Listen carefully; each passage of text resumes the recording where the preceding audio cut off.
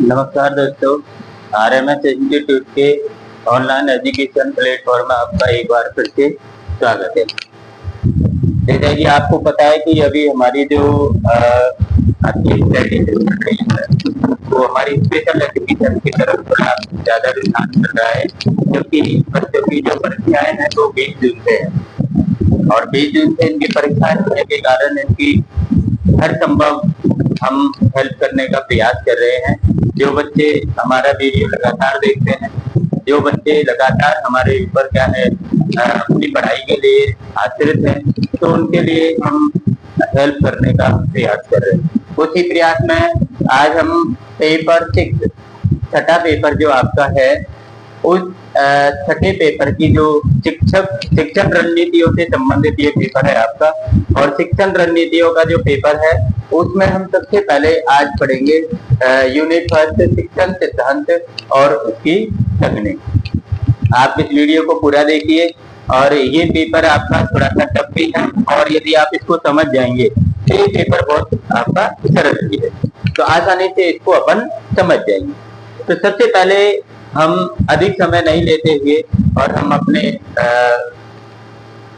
शिक्षण सिद्धांत और तकनीक के बारे में जानने का प्रयास करेंगे। और आपने अभी तक हमारा चैनल बहुत से बच्चों ने सब्सक्राइब नहीं किया है, तो भैया आप सब्सक्राइब कर लीजिए। दूसरे स्टूडेंट जो आपके साथ में हैं, जो डीएड या बीएड कर रहे हैं, उनके लिए ये वीडियो लाभप्रद है, तो आप उनको भी इसको शेयर करते रहिए। अब अपन सबसे पहले इसमें जो पढ़ेंगे वो पढ़ेंगे सीखने के चरण। सीखने के चरण कि यदि जो बच्चा है उसको यदि आप कुछ भी सिखाना चाहते हैं तो उसके कितने चरण होते हैं, मतलब आप ऐसी कौन सी कितनी स्टेप जो है यूज करेंगे कि उस स्टेप में वो बच्चा सीख जाए। तो सबसे पहला इसका जो चरण होता है, सबसे पहला चरण यदि अपन बात करें तो वो होता है अधिग्रहण। इसका सबसे पहला चरण कौन सा होता है? अधिग्रहण। अधिग्रहण के अंदर क्या चीजें सिखाई जाती है, इसमें आपको पता है कि सबसे पहला चरण है, और यहाँ पर जो बच्चा होता है वो बिल्कुल शून्य होता है। बच्चा कैसा होता है? बिल्कुल शून्य होता है, मतलब वो कुछ भी नहीं जानता है, और हम इसको एक नया कार्य सिखाते हैं। इसको क्या सिखाते हैं? हम नया कार्य सिखाते हैं। कोई भी हम नया कार्य इस बच्चे को क्या करते हैं? सिखाते हैं। और सबसे पहले जब हम किसी भी नए कार्य की शुरुआत करेंगे तो आपको पता है कि बालक जो है ये वैसे ही विशेष बच्चे होते हैं, तो ये विशेष बच्चे सर्वप्रथम जो है वो अनेक गलतियां करते हैं। मतलब उसको आप बार बार किसी चीज को सिखाओगे, उनको बार बार उस कार्य को आप सिखाओगे, लेकिन बार बार जो है वो बच्चा क्या करता है? गलतियां करता है। तो यहाँ पर अधिग्रहण के अंदर किसी भी नए कार्य को सिखाना और नए कार्य में बच्चे के द्वारा कुछ गलतियां करना, लेकिन फिर भी हम उस बालक को क्या करते हैं? लगातार उसको सिखाते हैं। इसमें क्या है? अनेक आप तरीके यूज कर सकते हो, जैसे अपन ने पहले भी पढ़ा है। यहाँ पर आप मॉडलिंग यूज कर सकते हो, मॉडल का प्रयोग कर सकते हो, उनका प्रदर्शन कर सकते हो, और इस बालक को इनके द्वारा आप सिखा सकते हो। दूसरा आपका जो होता है वो होता है प्रवाह। दूसरा क्या होता है? प्रवाह।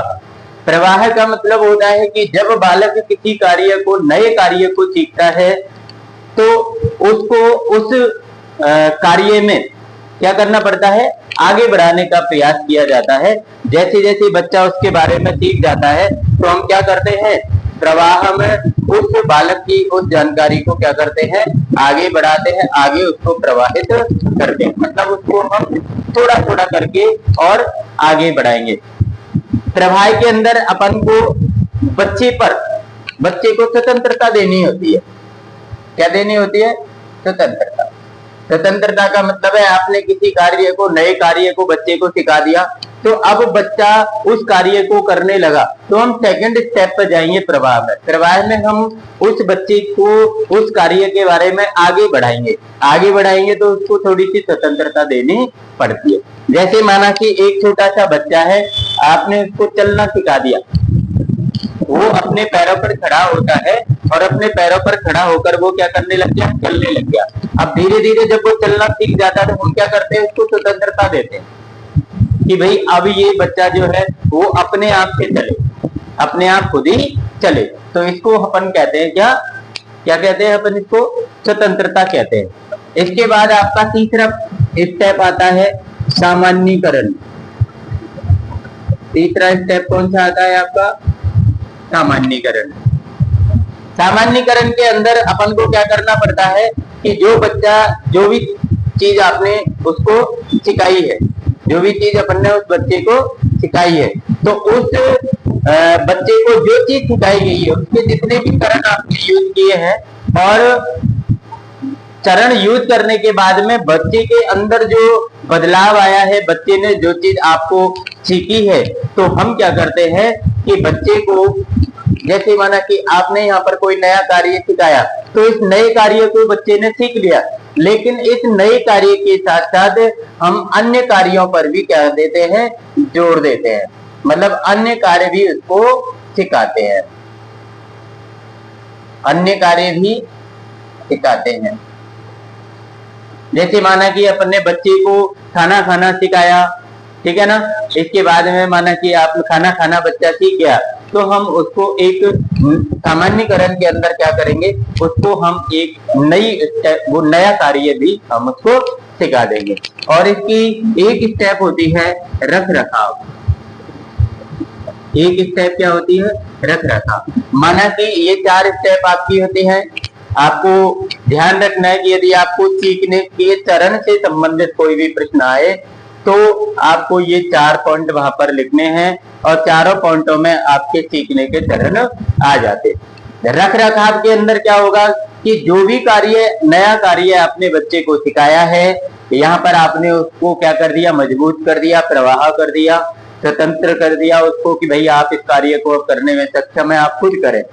यहाँ पर आपने उससे जुड़ा हुआ एक अन्य कार्य भी उसको सिखा दिया। अब यहाँ पर क्या करना है, आपको उस कार्य को सुरक्षित करना है। सुरक्षित मतलब बालक को इतना मजबूत करना है कि वो बालक जो है वो उस कार्य को जब भी उससे कहा जाए तो उसको वो करने में क्या हो, सक्षम हो, उसको वो आसानी से कर पाए, उसको इस कार्य को करने में उसे कोई प्रॉब्लम नहीं आए। ये अपन को सीखने के चरण में ये चीजें अपन को ध्यान रखनी है।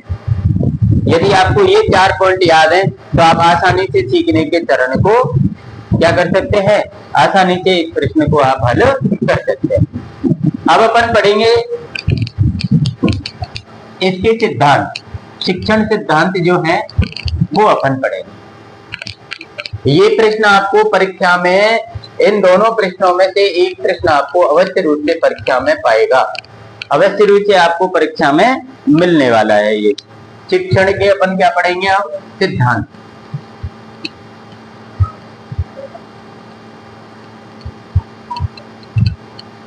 शिक्षण के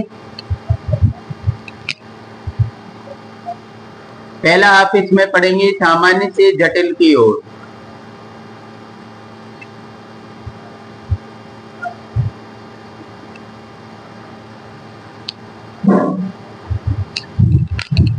पहला सिद्धांत आपका क्या है, सामान्य से जटिल की ओर। मतलब यदि आपको बच्चे को कुछ भी आपको सिखाना है तो आप क्या करेंगे, बच्चे को सबसे पहले छोटी छोटी चीजें, मतलब सरल चीजें आप बच्चे को पढ़ाएंगे, और जिन सरल चीजों को बच्चा, जिन सरल कार्यों को बच्चा करने लग जाएगा, सीख जाएगा, उसको उसमें जब कोई प्रॉब्लम नहीं होगी तो हम क्या करेंगे, धीरे धीरे धीरे धीरे धीरे धीरे हम क्या करेंगे, उसकी जटिलता बढ़ाएंगे, उसका कठिनाई स्तर बढ़ाते जाएंगे।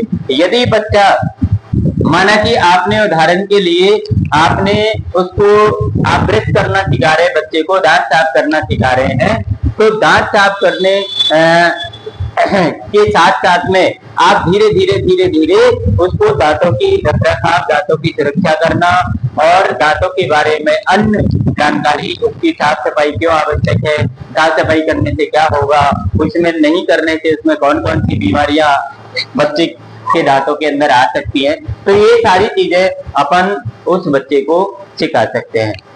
दूसरा जो इसका सिद्धांत होता है वो होता है ज्ञात से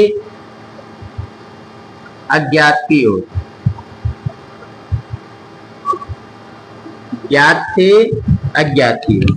जब बालक को अपन कोई भी चीज सिखाएं तो सबसे पहले उसको ऐसी चीज सिखाएं आप जो उस बालक की जानकारी में हो, मतलब उस बालक को उसके बारे में पता हो, वो कार्य करना जानता हो। जब बालक को आप ऐसी चीज सिखाएंगे कि जब वो बालक उस कार्य को करना जानता है तो उस बालक का उस शिक्षण कार्य में क्या होगा, अच्छा मतलब ये कि मन लगेगा, उसका ध्यान लगेगा, उसकी इसमें रुचि लगेगी, वो आकर्षित होगा उसकी तरफ। और जब वो आकर्षित होगा तो धीरे धीरे हम क्या करेंगे कि ज्ञात जानकारी, मतलब जो जानकारी जो कार्य उसको आता है उसको हम पढ़ाते सिखाते या उसके बारे में बताते और धीरे धीरे हम किसकी तरफ आ जाएंगे, अज्ञात की ओर आ जाएंगे। अज्ञात मतलब जिसके बारे में उसको जानकारी नहीं है उसके बारे में हम बताने लग जाएंगे। इससे क्या होता है कि बालक जो जानकारी जानता है तो उसमें उसका रुचि होती है, ध्यान होता है, मन होता है, और उसी ध्यान और मन के द्वारा हम धीरे धीरे क्या करेंगे, उसकी तरफ, तो अज्ञात की तरफ बढ़ते चले जाएंगे। तो ये अपन को ध्यान रखना है। एक अपन ठोस से अमूर्त की ओर। अगला आ जाएगा आपका ठोस से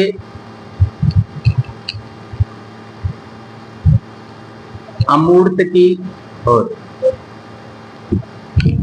ठोस से अमूर्त की ओर आपको प्रत्येक, जब भी कोई भी चीज सिखाने हैं बच्चे को तो सबसे पहले आपको ठोस चीजें दिखानी है। मतलब जैसे माना कि आपको जो बच्चे हैं उनको आपको बार का ज्ञान कराना है। माना कि आप उसको बताना चाहते हैं कि भाई आज रविवार है ना, आज रविवार है, तो रविवार की पूरी चीज को आप बच्चे को समझाएंगे कि रविवार की गतिविधि जो है वो क्या होती है, रविवार के दिन क्या होता है।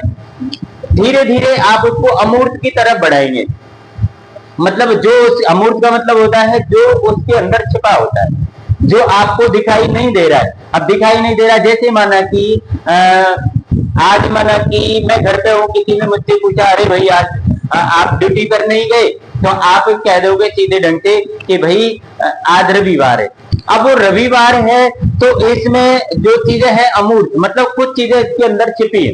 इसका मतलब ये है कि आज रविवार है और मेरे ऑफिस का रविवार को क्या रहता है, अवकाश रहता है, और उस अवकाश के कारण मैं आज घर पर हूँ। तो यदि आप ठोस चीज के बारे में, मतलब रविवार के बारे में किसी को पता है तो वो इस अमूर्त चीज को क्या कर जाएगा, समझ जाएगा कि भाई रविवार को क्या होती है, छुट्टी होती है। एक संपूर्ण से अंश तक,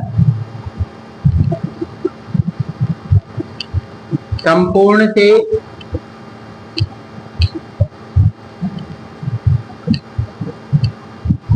से अंश तक।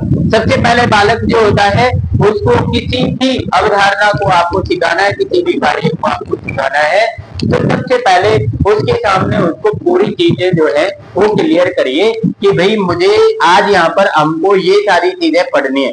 मतलब ये संपूर्ण विषय के बारे में हम बात करेंगे। जैसे माना कि आज मैं आपको ये वीडियो हम बना रहे हैं, तो सबसे पहले हमने बताया कि भाई आज हम पेपर 6 के बारे में बात करेंगे, है ना।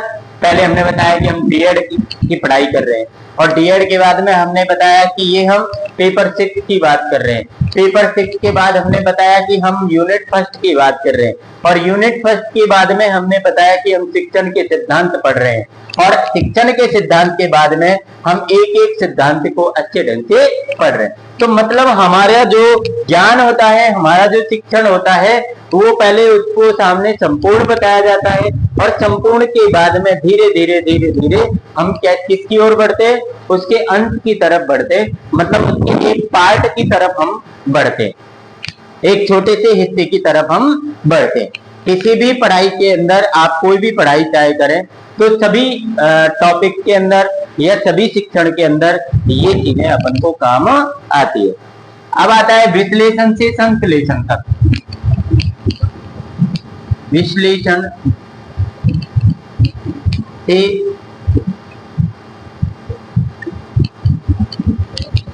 संश्लेषण तक।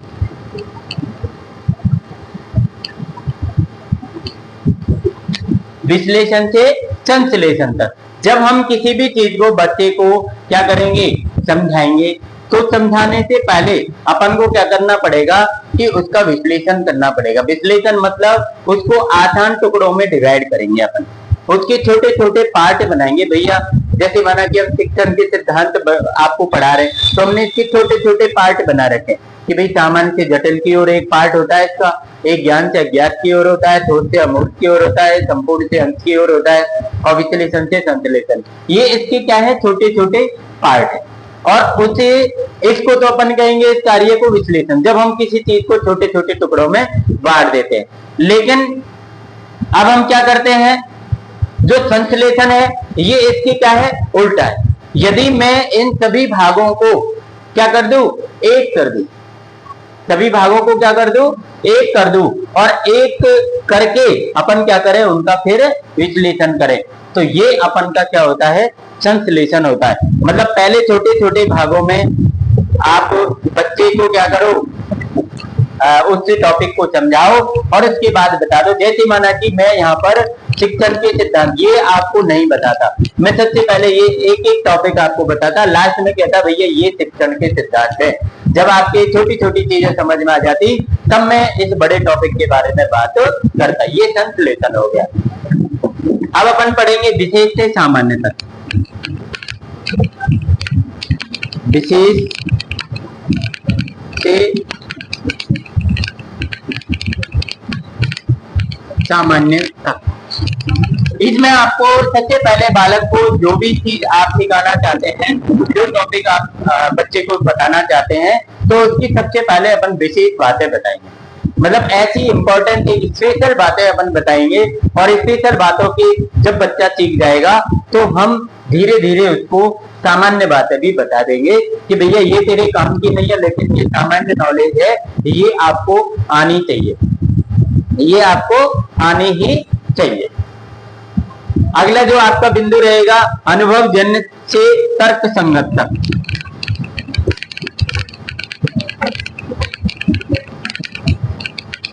अनुभव जन्य से तर्क संगत। अनुभव जन्य मतलब जो अनुभव से इस बिंदु का जन्म किससे हुआ है, अनुभव से। तो अनुभव से जो चीजें जन्मी है, अनुभव से जो ज्ञान हमको प्राप्त हुआ है, उसको देने के बाद में धीरे धीरे हम किसकी तरफ बढ़ जाएंगे, तर्क की तरफ बढ़ जाएंगे। कहने का मतलब हम उस बच्चे को तर्क देकर, एग्जाम्पल देकर या अन्य चीजें उससे जुड़ी हुई बता करके, और हम उस बच्चे का ये जो टॉपिक है वो अपन इसको क्लियर करेंगे। इसके बाद जो है अपना अगला जो आता है वो आता है आगमन से निगमन तक। आगमन से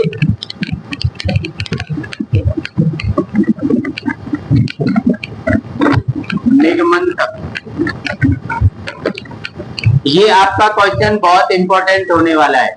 परीक्षा 2025 में ये प्रश्न आपको जहां तक आएगा। आगमन से निगमन तक का होता है कि जैसे माना कि आपको कोई विशेष उदाहरणों से अपन किसी चीज को समझा रहे हैं बच्चे को, कोई विशेष स्पेशल एग्जाम्पल अपन ने इसमें लिए हैं, और कोई भी उससे संबंधित अपन ने उस बच्चे को कोई कथन वगैरह जो कोई चीजें पहले से ही फिक्स है वो अपन ने उनको बताई बच्चों को। तो अपन जब उन उदाहरणों के द्वारा उस बच्चे को हम समझाने का प्रयास करेंगे तो वो बच्चा जो है वो आसानी से उन चीजों का क्या करेगा, समझेगा, उन चीजों को उदाहरणों के द्वारा वो समझ पाएगा। इसलिए अपन को सबसे पहले बच्चे को उदाहरण समझा संज्ञा। जैसे माना कि आप हिंदी में उसको संज्ञा पढ़ाना चाहते हैं, तो सबसे पहले मैंने उसको एग्जाम्पल कि भैया देखो ये मैं हूँ, ये कुर्सी है, ये बोर्ड है, ये भैया ये है, ये वो है, ये पहाड़ है, ये नदी है, ये स्कूल है, ठीक है ना। ये सारी चीजें जब मैं उसको बताऊंगा तो फिर मैं उसको कहूंगा कि भैया ये सब क्या है, संज्ञा है। मैं संज्ञा के बारे में पहले उसको कुछ भी नहीं बताऊंगा, मतलब मैं उसको लास्ट में बताऊंगा। मनोवैज्ञानिक से तार्किक तक आपका 9वां पॉइंट आएगा। मनोवैज्ञानिक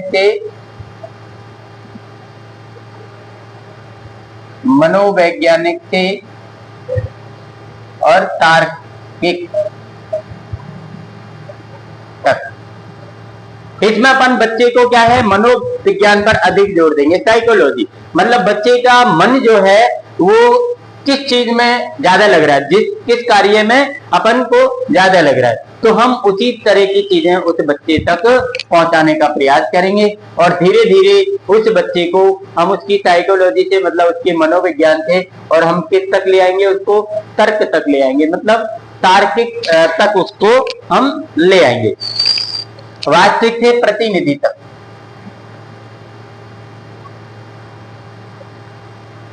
वास्तविक से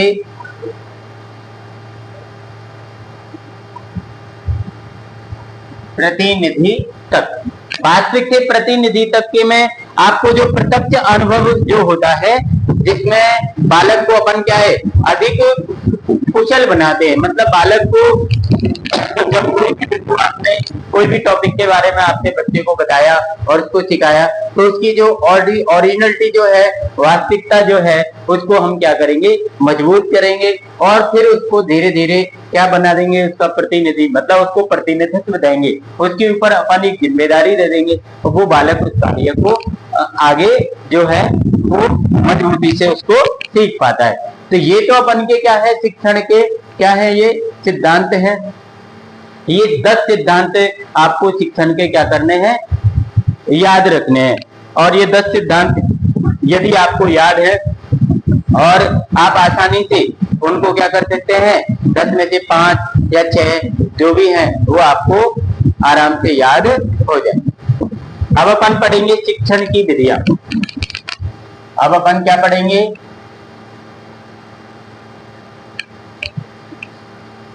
शिक्षण की विधि।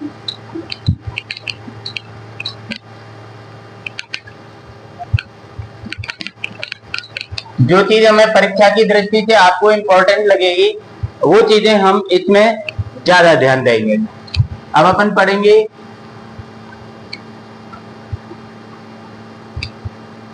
शिक्षण की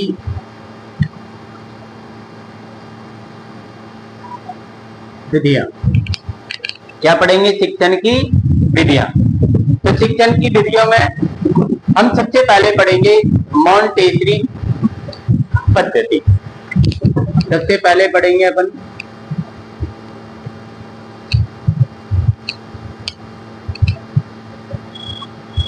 मॉन्टेसरी पद्धति।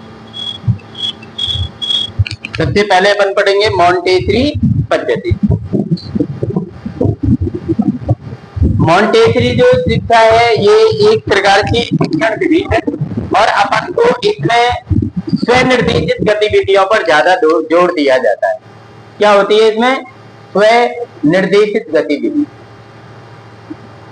ये बात अपन को ध्यान रखनी है।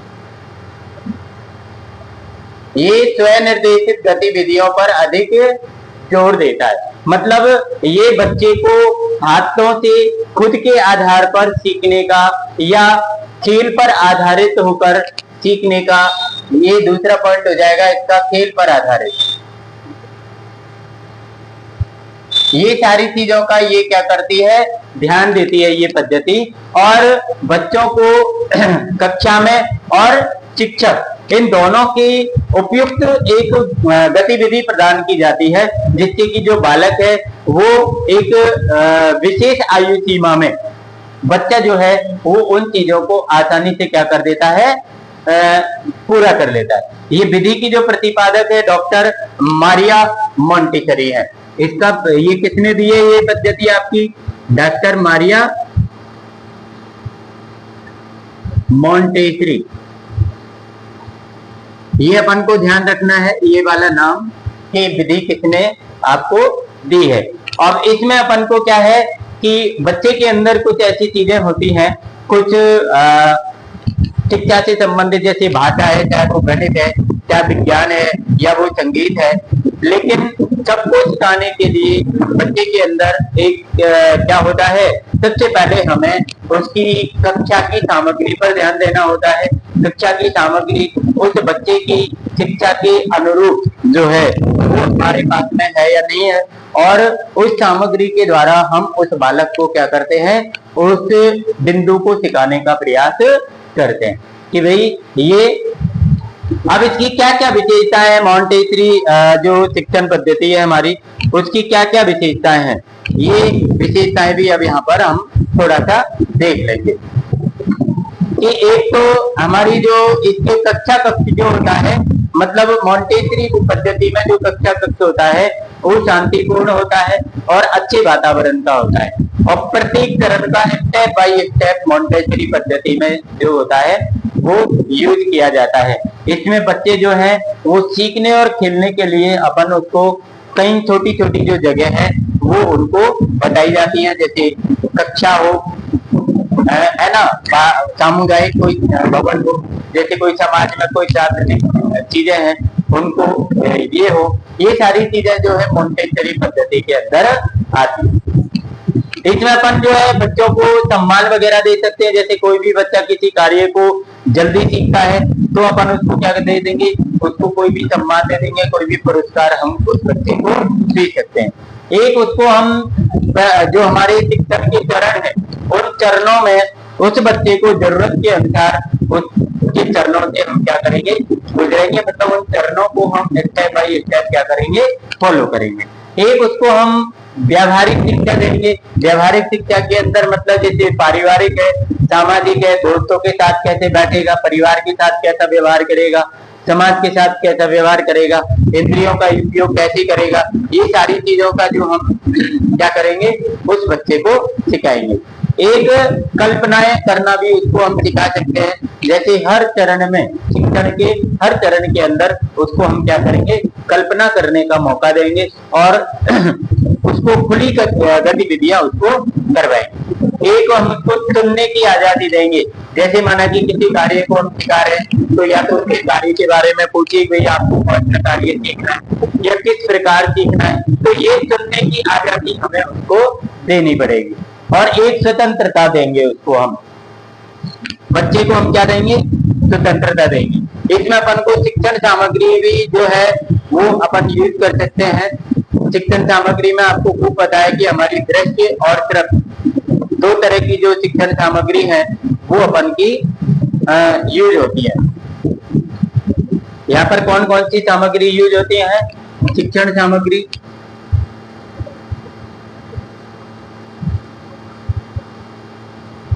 शिक्षण सामग्री आपकी जो होती है वो एक होती है आपकी श्रव्य और एक होती है आपकी दृश्य। श्रव्य का मतलब जो होता है वो केवल सुनी जाती है, सुनी जाए और ये देखी जाए। जिनको केवल हम सुन सके वो श्रव्य होती है और जिनको हम देख भी सके वो क्या होती है, आपकी दृश्य होती है। इसमें आपकी जो है वो ऑडियो वगैरह आते हैं, जो कोई भी हम ऑडियो जो रिकॉर्ड करते हैं इसमें आपकी वीडियो भी आ जाएगी,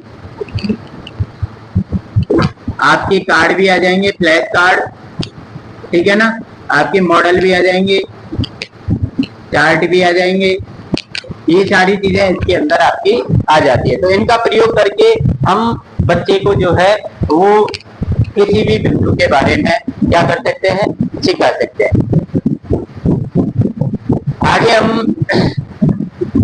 आगे हम पढ़ेंगे रोल प्ले। ये भी एक क्या है, विधि है, रोल प्ले। इनके बारे में आप थोड़ी थोड़ी जानकारी जो है वो पढ़ लें, इसके बाद इसके अलावा ज्यादा जानकारी आप नहीं लें, क्योंकि अभी आपके पास में जो क्या है, टाइम कम है।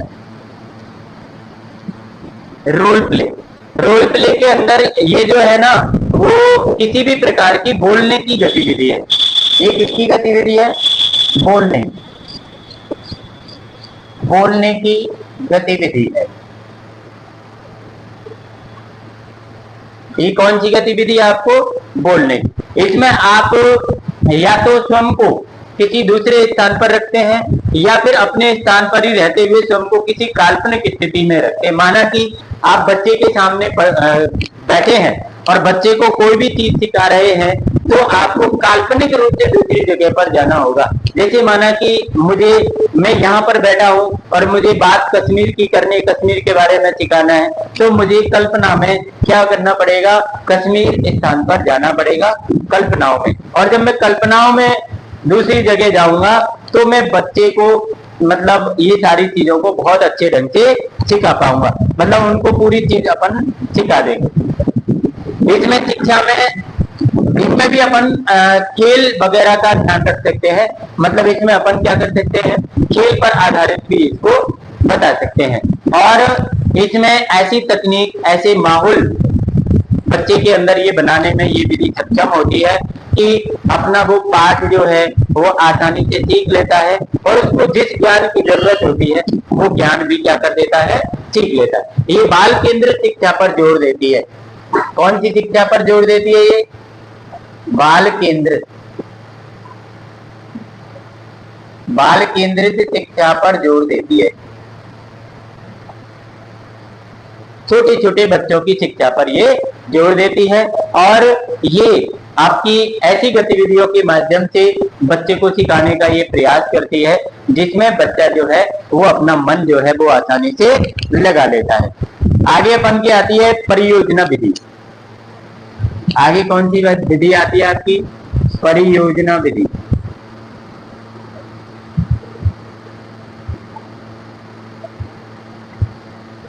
आगे हम पढ़ेंगे परियोजना विधि। परियोजना विधि जो है वो अपन की प्रौद्योगिकी, आईटी से संबंधित जो है वो अपन की इसमें होती है। प्रौद्योगिकी शिक्षा इसको बोलते हैं अपन। कौन सी शिक्षा के अंदर आती है? प्रौद्योगिकी शिक्षा। प्रौद्योगिकी शिक्षा मतलब टेक्नोलॉजी वाली जो एजुकेशन होती है वो इसके अंदर आती है। इसमें क्या है कि अपन तकनीकी कौशल का प्रयोग करते हैं। किसका प्रयोग करते हैं? तकनीकी कौशल। किसका प्रयोग करेंगे? इसमें अपन तकनीकी कौशल का प्रयोग करते हैं। इसमें जो है ये परियोजना पद्धति है वो बालक को किसी भी बिंदु को सिखाने में क्या करती है? उत्साहित करती है। क्यों? क्योंकि ये सीखने का एक अलग ही प्रकार का तरीका होता है जिसमें बालक का जो मन है वो आसानी से बहुत अच्छे ढंग से उसका लगता है, और नई नई चीजें इसमें उसको क्या करती हैं? देखने को मिलती हैं और सीखने को मिलती है। इसलिए ये जो विधि है ये बच्चे के लिए बहुत लाभप्रद होती है। बच्चे को ये बहुत लाभप्रद होती है। इसमें अपन अनेक प्रकार की टेक्नोलॉजी का प्रयोग कर सकते हैं। ठीक है ना? ये तो अपन की जो है वो है शिक्षण विधियां जो अपन को इसलिए याद रखनी है। अब अपन पढ़ेंगे शिक्षण की रणनीति। अब क्या पढ़ेंगे अपन? शिक्षण की रणनीति। देखिए अपन ने जो 3-4 चीजें जो अपन पढ़ रहे हैं वहीं से आपको क्वेश्चन निकल के आना है। वो क्वेश्चन आप आसानी से कर पाए, हम वही चीज आपको यहाँ पर पढ़ा रहे हैं। अब अपन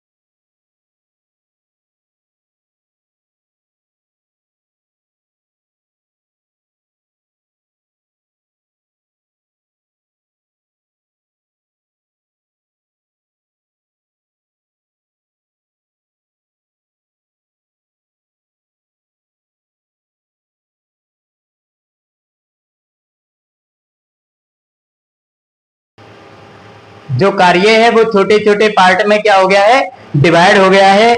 हमने उसको क्या कर दिया है, क्रम से व्यवस्थित कर दिया है। हमने उसको क्या कर दिया, क्रम से व्यवस्थित कर दिया। तो बालक जो है इसको आसानी से क्या करता है, सीख पाता है। बालक इसको आसानी से सीख पाता है। अब इसकी आवश्यकता क्यों पड़ी भाई, कार्य विश्लेषण की आवश्यकता क्यों है? तो कार्य विश्लेषण की आवश्यकता ये इसलिए पड़ी क्योंकि छात्र का जो स्तर होता है पढ़ने का या समझने का, वो स्तर थोड़ा अलग अलग होता है। वो स्तर कैसा होता है, अलग अलग होता है। किसी छात्र का जो स्तर होता है वो बहुत हाई होता है, वो ऊंची चीजों को या बड़े लेवल की चीजों को भी समझ जाता है। लेकिन कुछ छात्र जो ऐसे होते हैं जिनका लेवल जो होता है बिल्कुल डाउन होता है, वो छोटी छोटी चीजों को भी बड़ी मुश्किल से सीख पाते हैं।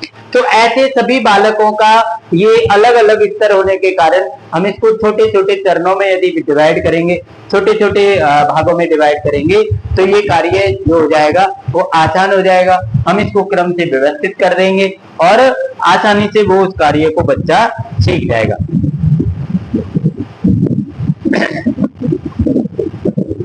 आगे इसका होता है सुदृढ़ीकरण। आगे क्या होता है, सुदृढ़ीकरण। सुदृढ़ीकरण के अंदर अपन पढ़ते कि जिस कार्य को अपन बालक को सिखा रहे हैं, आपने उसको उसका कार्य विश्लेषण कर दिया, आप उसको बच्चे को क्या कर रहे हैं, सिखाने का प्रयास कर रहे हैं। बच्चा जो है पूरी चीज को सीख गया है, तो हमें उसका क्या करना चाहिए, उसके परिणामों के बारे में ध्यान देना चाहिए कि हमने जो सिखाया है उसमें से बच्चा कितना सीखा है, बच्चे ने क्या सीखा है, कितना सीखा है।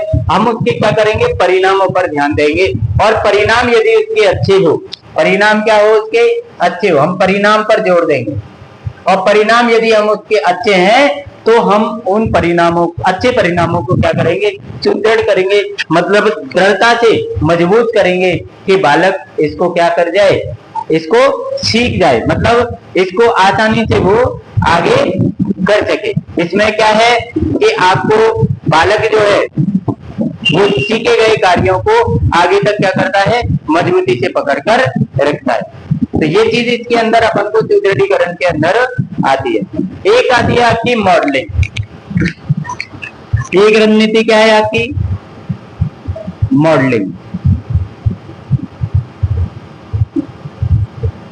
मॉडलिंग अपन काफी बार पढ़ चुके हैं। मॉडलिंग शब्द जो है वो हमने काफी बार यूज भी किया है कि आप बच्चे को किसी भी चीज को सिखाने से पहले उसके मॉडल आपके पास में होना चाहिए।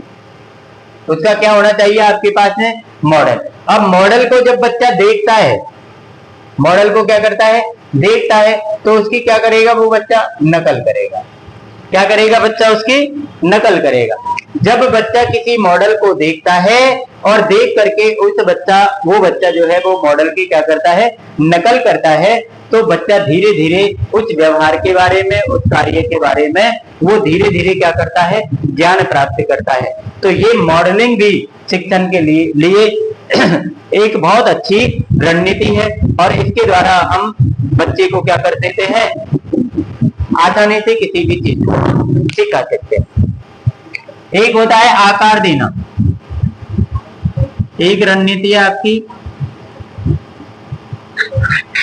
आकार देना। आकार देने का मतलब है कि आपका जो बच्चे का जो व्यवहार है वो आपका व्यवस्थित रूप से सुदृढ़ हो रहा है या नहीं, व्यवस्थित रूप से आगे चल रहा है कि नहीं। मान लीजिए अपन को एक टीचर है, वो किसी भी कक्षा में माना कि 10 मिनट या 20 मिनट, ठीक है ना, वो किसी बच्चे को देता है, तो वो 2 मिनट से और 5 मिनट तक के अधिक समय तक वो बच्चा जो है, जैसे माना कि मैं तो आपको पढ़ा रहा हूं, मैंने माना कि आपको 20 मिनट पढ़ाया, 40 मिनट तक पढ़ाया, लेकिन 40 मिनट के बाद में मैंने अपनी पढ़ाई ऑफ की, लेकिन वो बच्चा है वो इसको 5 मिनट पढ़ पा रहा है। बच्चा इसको क्या कर पा रहा है, 5 मिनट। तो 5 मिनट पढ़ पा रहा है, तो मैं इस बच्चे को इस प्रकार से आकार देने का प्रयास करूंगा, इस प्रकार से इसको मैं व्यवस्थित करूंगा, इसको सुदृढ़ीकरण करूंगा, इसका इस प्रकार से करूंगा कि ये बच्चा 5 मिनट से धीरे धीरे 10 मिनट, ठीक है ना, 15 मिनट, 20 मिनट, और एक दिन ऐसा है कि ये मेरी कक्षा जो है वो पूरी लेने लग जाए, मतलब ये 40 मिनट तक भी मेरे साथ अपनी सीट पर बैठ सकता है। मतलब ये 40 मिनट तक मेरी ये क्रिया धीरे धीरे होगी। ये मैंने आपको जो बताया, जैसे माना कि बालक है, माना कि यहाँ पर 5 मिनट बैठ रहा है, तो जब मैं प्रयास करूंगा ये 10 मिनट बैठेगा, प्रयास करूंगा तो ये 15 मिनट बैठेगा, और प्रयास करेंगे तो ये 20 मिनट बैठेगा, और प्रयास करेंगे 25 मिनट बैठेगा। धीरे धीरे धीरे धीरे ये क्रम जो है वो इसका आगे बढ़ता चला जाता है, मतलब इसका आकार जो है वो बढ़ेगा, इसका समय जो है वो बढ़ता चला जाता है। इससे अपन को क्या है, बच्चे को बहुत फायदा होता है। एक आपकी आती है चैनिंग। एक रणनीति कौन सी आ जाएगी आपकी, चैनिंग। चैनिंग के अंदर क्या होता है कि अपन को एक श्रृंखला बनानी होती है। चैनिंग किसको कहते हैं अपन, श्रृंखला। श्रृंखला मतलब कड़ी से कड़ी जोड़नी होती है। बालक को अपन कोई ऐसी चीज आप बताएं, ऐसी चीज सिखाएं, और उसको सिखाने के बाद उससे संबंधित कोई ऐसी चीज सिखाएं वो उससे क्या हो, जुड़ी हो। तो जब वो कोई जुड़ी हुई चीज अपन बच्चे को सिखाएंगे तो वो उसको एक कड़ी से कड़ी जोड़कर क्या करेगा, वो कड़ी से कड़ी जोड़कर वो उन चीजों को क्या करेगा, सीखने का प्रयास करता है, और वो उसको आसानी से सीख लेता है। माना कि अपन किसी, आप उसको शर्ट को पहनना सिखा रहे हैं, तो सबसे पहले एक कड़ी उसको बताइए, दूसरी कड़ी, तीसरी कड़ी, जैसे उसको श्रृंखला से उसको आप बताते जाइए, तो बच्चा आराम से धीरे धीरे उसको क्या करेगा, सीख जाएगा। और यदि आप उसको कड़ी से कड़ी नहीं सिखाओगे, माना कि उसको आपने सीधे ढंग से कोई चीज डायरेक्ट सिखा दी, तो फिर वो बच्चा जो है वो नहीं सीख पाता है। एक अपन को यहाँ पर एक नई चीज जो यहाँ पर मैं आपको बताने जा रहा हूं, इसको मैं आपको मिटा देता हूं कि बालक जब कुछ चीजें सीखता है तो हम उसको क्या करते हैं, उसको कुछ हम मार्किंग करते हैं, नंबरिंग करते हैं। तो देखिए, जैसे माना कि अपन सामान्य एजुकेशन में बात करें तो हम बच्चे को क्या करते हैं, नंबर देते हैं कि भाई तेरे 10 में से 2 नंबर आए, 5 नंबर आए, 10 नंबर आए। लेकिन यहाँ पर हम जो है वो एक बीपी देते हैं, एक पीपी देते हैं, एक प्लस देते हैं, एक माइनस देते हैं। ये 4 चीज भी आपने यदि अच्छे ढंग से समझ ली, ये मार्किंग है। बीपी का मतलब होता है ये मौखिक हेल्प, ठीक है ना, ये शारीरिक हो जाएगी, ठीक है ना, ये आपका प्लस और ये माइनस। बीपी का मतलब होता है वर्बल प्रॉम्प्टिंग। इसका मतलब क्या होता है, वर्बल प्रॉम्प्टिंग। वर्बल प्रॉम्प्टिंग का मतलब होता है कि जैसे माना कि हमने यहाँ पर बालक को कपड़ा फोल्ड करना सिखाया, ये हमने बालक को सिखा दिया।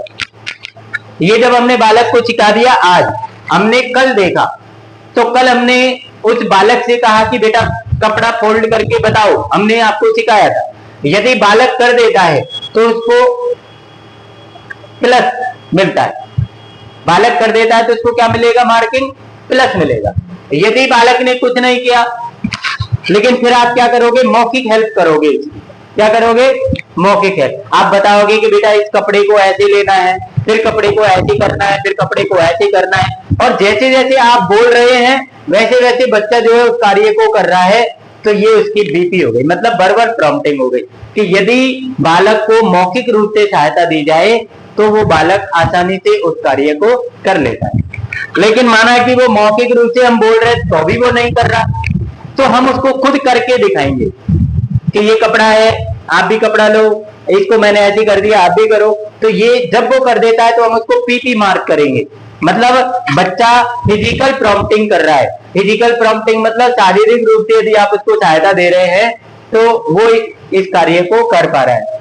लेकिन यदि मैंने सब कुछ प्रयास किया लेकिन बच्चा कुछ नहीं कर पा रहा है, तो ये माइनस, मतलब उसको हमने जो एक दिन पहले जो कार्य सिखाया था वो उसको करना नहीं सीख पाया, मतलब वो किसी भी प्रकार से उस कार्य को नहीं कर पाया।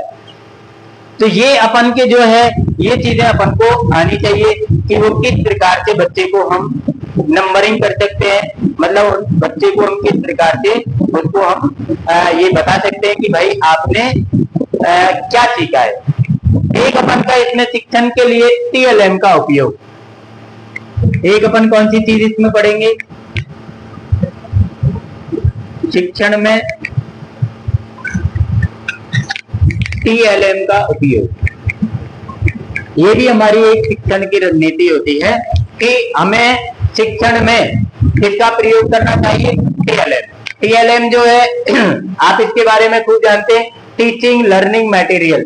मतलब जब आप किसी चीज को पढ़ाते हैं तो उसमें जो शिक्षण सामग्री आपकी हेल्प करती है, आपकी सहायता करती है, उसको हम क्या करते हैं, शिक्षण सामग्री बोलते हैं, मतलब उसको हम TLM बोलते हैं। जैसे माना कि बच्चे को कोई भी चीज हम सिखाते हैं, बच्चा भूल जाता है, जो सीखता है वो उसको याद रहता है। जैसे माना कि मैं आपके सामने बोल रहा हूं, आप भूल गए, लेकिन मैंने आपको किसी TLM, किसी मॉडल, किसी चार्ट के द्वारा कोई चीज समझाई तो आप सीख गए। या मैं जो आपके सामने कर रहा हूं, मैं खुद करके आपको फिजिकल रूप से बता रहा हूं, वो चीज आपकी समझ में आ गई। तो हम उसी प्रकार की शिक्षण सामग्री का क्या करेंगे, उपयोग करेंगे बालक के सामने, और उस शिक्षण सामग्री के द्वारा हम उस बालक को क्या करेंगे, सिखाएंगे। TLM के प्रकार जो मैंने आपको बता दिए थे अभी, इसमें दृश्य भी होते हैं और श्रव्य भी होते हैं। दृश्य में जैसे आपका ये ब्लैक बोर्ड है, ये दृश्य के अंदर आएगा, मॉडल है, चार्ट है, चित्र है, कोई भी पिक्चर वगैरह स्लाइड है। और श्रवण के अंदर आपको पता है ऑडियो वगैरह आती है, टेप रिकॉर्डर है, ठीक है ना। एक आपकी और भी कोई चीज प्रदर्शनी वगैरह आप लगा सकते हैं स्कूल के अंदर, ठीक है ना। और बहुत सारी जो सार्वजनिक हमारे स्थान होते हैं, सार्वजनिक स्थानों पर भी हम बालक को क्या कर सकते हैं, ले जा सकते हैं, और बालक वहां से भी हम बालक को कुछ चीजें जो है वो सिखा सकते हैं। ये आसानी से TLM से अपन बालक को किसी भी चीज को सिखाने में क्या होते हैं, सफल होते हैं। और यदि आप ICT का इसमें उपयोग कर सकते हैं, ICT मतलब इंटरनेट का भी अपन इसमें प्रयोग कर सकते हैं। इसके बाद एक चीज आती है अपन की, जो हर जगह अपन देखते हैं, मूल्यांकन, कि जो हमने कार्य किया, जो हमने चीज बच्चे को सिखाई, जो कार्य में हमने इतनी मेहनत की, तो उसका एवोल्यूशन करना हमारा बहुत जरूरी है। इसमें दो प्रकार के होते हैं मूल्यांकन, एक होता है सतत और एक होता है व्यापक। ये दो तरह के मूल्यांकन होते हैं। सतत मूल्यांकन जो होता है वो रेगुलर होता है। इसमें बच्चे को छात्र का प्रदर्शन का मूल्यांकन होता है, मतलब छात्र का प्रदर्शन क्या है, छात्र किस प्रकार से प्रदर्शन कर रहा है, छात्र क्या चीज हमारे सामने प्रस्तुत कर रहा है, इसको अपन सतत मूल्यांकन के नाम से जानते हैं। और व्यापक मूल्यांकन जो होता है वो बहुत विश्लेषित रूप से किया जाता है। ये मतलब बहुत व्यापक होता है, बहुत बड़ा मूल्यांकन होता है। अब इनसे क्या फायदा है, मूल्यांकन करने से क्या होता है, विद्यार्थी आपके साथ में डरेगा नहीं, आपके साथ में बना रहेगा, आपके विद्यालय को, आपकी कक्षा को छोड़ के नहीं जाएगा। वो आपके सामने यदि आप कोई परीक्षा लेंगे, कोई टेस्ट लेंगे तो वो देगा। ये परीक्षार्थी जो है उसका समग्र विकास होगा, समग्र विकास होगा, क्योंकि वो लगातार हमारे टच में रहेगा, लगातार हम उसको सारी चीजें सिखाएंगे, और सिखाने के बाद में हम उसका क्या करेंगे, मूल्यांकन भी करेंगे। तो मूल्यांकन का हमारे बालक के लिए ये महत्व होता है। ये हमने आज पढ़ा है शिक्षण के सिद्धांत और तकनीक। इसको हमने बहुत ही संक्षिप्त रूप में आपको बताने का प्रयास किया है, और आपका जो भी क्वेश्चन इसमें से निकल के आएगा वो आसानी से आप क्वेश्चन को हल कर पाएंगे। इतना हमने आपको इसमें बता दिया। तो भैया आप इस वीडियो को पूरा देखना, और पूरा देखने के बाद में आप अपने दोस्तों को भी इसको भेजो, सब्सक्राइब कर लो, चैनल को लाइक कर लो। हम कोई गलत काम नहीं करे, आपको एजुकेशन देते तो आपका भी फर्ज बनता है कि आप इस चैनल को, हमारे चैनल को सब्सक्राइब कर ले, और दूसरे बच्चों तक भी आप इसको पहुंचा सकते हो। क्योंकि आपको पता है कि शिक्षा में आप यदि किसी की हेल्प करेंगे तो ये भी आपके लिए एक पुण्य का कार्य होगा। ठीक है ना। आप तैयारी करते रहिए, आपकी परीक्षाएं नजदीक है और हमसे जुड़े रहिए। आपको लगभग हम जैसे जैसे हमारे समय मिलता जाएगा वैसे वैसे हम आपको ये वीडियो के साथ आपके सामने उपस्थित होते रहेंगे। बहुत बहुत आपका धन्यवाद जो आपने हम पर विश्वास रखा है, आप हमसे जुड़े रहे हैं और ऐसे ही आप जुड़े रहे। हम आपका समय बर्बाद नहीं होने देंगे, कोई भी फालतू की चीज हम आपके सामने प्रस्तुत नहीं करेंगे। लगातार जो भी चीजें लेकर आएंगे वो आपके काम की लेकर आएंगे। आपको आपकी आगामी परीक्षाओं के लिए बहुत बहुत शुभकामनाएं। Thank you.